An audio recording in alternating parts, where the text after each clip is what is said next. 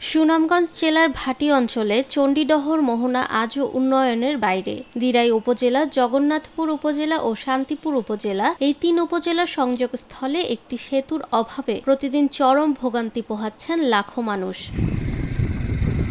স্থানীয়দের অভিযোগ, একটি ব্রিজ না থাকায় কয়েকশো গ্রামের মানুষ সরাসরি যোগাযোগ থেকে বঞ্চিত। প্রতিদিন ঝুঁকি নিয়ে নৌকায় নদী পার হতে হয়। বর্ষাকালে পরিস্থিতি আরও ভয়াবহ হয়ে ওঠে। মুমূর্ষ রোগীকে হাসপাতালে নিতে সময়মতো নদী পার হওয়া অনেক সময় সম্ভব হয় না। প্রসূতি বা গুরুতর অসুস্থ রোগীদের ক্ষেত্রে ঝুঁকি বেড়ে যায় কয়েক গুণ। একইভাবে নদী পারাপারের কষ্ট ও ঝুঁকির কারণে অনেক শিক্ষার্থী দূরের ভালো শিক্ষা প্রতিষ্ঠানে যেতে পারে না। কৃষি ও মৎস্য সম্পদে সমৃদ্ধ এই অঞ্চলের কৃষকরা পরিবহন সমস্যার কারণে ন্যায্য মূল্য পাচ্ছেন না। বাজারে পণ্য নিতে অতিরিক্ত খরচ হওয়ায় লাভ কমে যাচ্ছে। একটি সেতু নির্মাণ হলে যোগাযোগ ব্যবস্থা সহজ হয়ে অর্থনীতিতে গতি আসবে বলে মনে করছেন স্থানীয়রা।